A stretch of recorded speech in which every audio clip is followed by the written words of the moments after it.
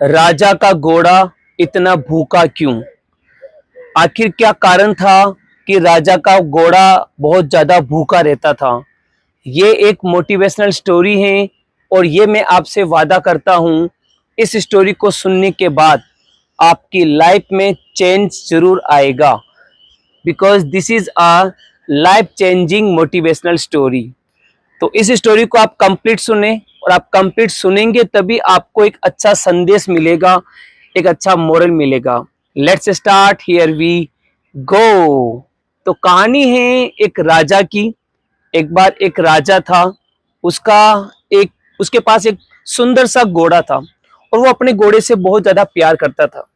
लेकिन उस घोड़े की एक प्रॉब्लम थी कि वो घोड़ा हमेशा भूखा रहता था। उसको खाने के लिए कुछ ना कुछ चाहिए था और राजा उसको पूरे दिन खिलाता रहता, कभी चारा खिलाता, कभी और कुछ खिलाता। जो भी घोड़े को खिलाते हैं वो घोड़ा हमेशा खाता रहता और उसकी भूख कभी मिटती नहीं। तो राजा बहुत ज्यादा परेशान हो गया। राजा को चिंता हो गई कि यार घोड़ा इतना भूखा क्यों रहता है। तो राजा ने सोचा कि कभी कहीं युद्ध में गए और कहीं रेगिस्तान में फंस गए और ये घोड़ा हमेशा भूखा रहता है तो क्या करेंगे इसका। तो राजा बहुत ही ज्यादा पजल्ड हो गया, परेशान हो गया। राजा का जो घोड़ा था इतना भूखा रहता था हमेशा। तो राजा ने एक योजना सोची, उसने अपने राज्य में घोषणा कर दी और घोषणा ये की कि जो भी मेरे इस घोड़े को भरपेट खाना खिला देगा और उसका पेट की भूख पूरी खत्म हो जाएगी तो मैं उसको अपना आधा राज्य दे दूंगा। तो ऐसे बहुत सारे लोग आए और राज्य में घोषणा कर दी और ये एक प्रकार का चैलेंज दे दिया, चुनौती दे दी। तो काफी लोगों ने इस चुनौती को स्वीकार करना शुरू कर दिया। पहला एक पर्सन आया, उसने सोचा कि यार ये तो बहुत आसान है, घोड़े को खाना तो खिलाना है और क्या करना है, बहुत इजी है। तो पहला पर्सन आया, उसने कहा राजा को कि मैं इस घोड़े को एक दिन के लिए अपने साथ ही रखूंगा। राजा ने कहा तुम अपने साथ रखो लेकिन इसका पेट पूरा भर के लेके आना। तो वो पर्सन, पहला पर्सन जो था, वो घोड़े को अपने साथ ले गया, जंगल में ले गया और खूब खिलाया उस घोड़े को, जितना उसको खाना था खूब खिलाया। लेकिन जब वो शाम को वापस आया तो क्या हुआ, शाम को जब वो वापस आया तो वही राजा ने जब घोड़े के सामने कुछ चारा इत्यादि रखा, कुछ खाने योग्य चीजें रखी, तो एकदम घोड़ा और खाने लग गया। तो राजा ने कहा कि ये तो अभी भूखा है, this it is still hungry, तुमने इसको भरपेट खाना नहीं खिलाया। ऐसे दूसरा पर्सन आया, उसने भी पूरा दिन उस घोड़े को खूब खिलाया, शाम को वापस घोड़े को लेकर आया, राजा ने कुछ खाने की चीजें रखी, चारा इत्यादि रखा, घोड़ा खाने लग गया। ऐसे काफी लोग आ गए और काफी लोग हार गए, सफल नहीं हुए। कोई भी पर्सन ऐसा नहीं था जो उस घोड़े का पेट भर सका, सब असफल हो गए। और राजा भी काफी टेंशन में आ गया कि यार कोई ऐसा पर्सन नहीं है जो मेरे घोड़े का पेट भर सके। तो ऐसे काफी टाइम बीत गया और तभी एक वहां उसके राज्य में एक संत महात्मा रहते थे। तो संत महात्मा तक वो राजा की खबर पहुंची और उसने, संत महात्मा ने राजा की इस चुनौती को स्वीकार किया। तो संत महात्मा ने राजा के पास गए, उसने कहा कि मैं आपकी चुनौती को स्वीकार करता हूँ, आपके घोड़े को मैं भरपेट खाना खिला दूंगा और उसके बदले मुझे आधा राज्य भी नहीं चाहिए। तो राजा ने कहा ले जाओ इसको, घोड़े को। तो वो संत महात्मा ले गए इस घोड़े को और इस बार संत महात्मा ने कुछ अलग किया। अलग क्या किया, संत महात्मा के हाथ में था डंडा। डंडा जानते हो ना आप, एक बहुत ही बड़ा सा डंडा था।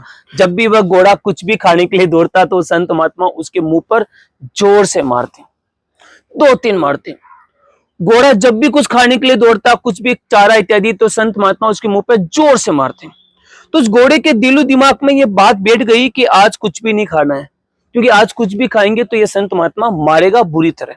और पूरे दिन यही किया संत महात्मा ने कि उस घोड़े को कंट्रोल में कर दिया, कंट्रोल में कर दिया, नियंत्रण में कर लिया। शाम को संत महात्मा उस घोड़े को ले गए राजा के पास। उसने कहा कि राजा जी इसका पेट पूरा भर दिया मैंने, आप कुछ भी खिला के देख लो, कुछ नहीं खाएगा। तो राजा ने वही हमेशा की तरह चारा इत्यादि रखा, कुछ और खाने की चीजें रखी, तो वो घोड़ा कुछ नहीं खा पाया, क्योंकि घोड़े के दिमाग में क्या था, ये बाबा संत महात्मा जो है ना, हाथ में डंडा है, मैं कुछ भी खाऊंगा तो ये पूरे दिन तो मारा बुरी तरह मारा, अभी और मारेंगे। तो घोड़ा कंट्रोल में आ गया, बिल्कुल कंट्रोल में आ गया। तो राजा ने उस संत महात्मा से पूछा कि आपने क्या किया, ऐसा क्या किया कि घोड़े का पूरा पेट भर गया? तो संत महात्मा ने कहा, इसी घोड़े की तरह हमारा मन होता है, हमारा मन भी बड़ा चंचल होता है। और जैसे ये घोड़े की इच्छाएं कभी खत्म नहीं होती, इसकी भूख नहीं मिटती, इसी तरह हमारे मन की भी भूख कभी नहीं मिटती। इसी तरह अगर इस हमारे मन को जो भी ख्वाहिशें हैं, जितनी भी इच्छाएं, अगर आप उनको पूरा करते रहोगे, वो इच्छा कभी खत्म नहीं होगी। ये घोड़े का भी ऐसे ही चंचलता है, इसको कंट्रोल में करना जरूरी होता है। इसलिए कहा जाता है कि मन के मते न चालिए, मन के मते अनेक, जो मन के मते ना होई, ऐसा योगी कोई एक।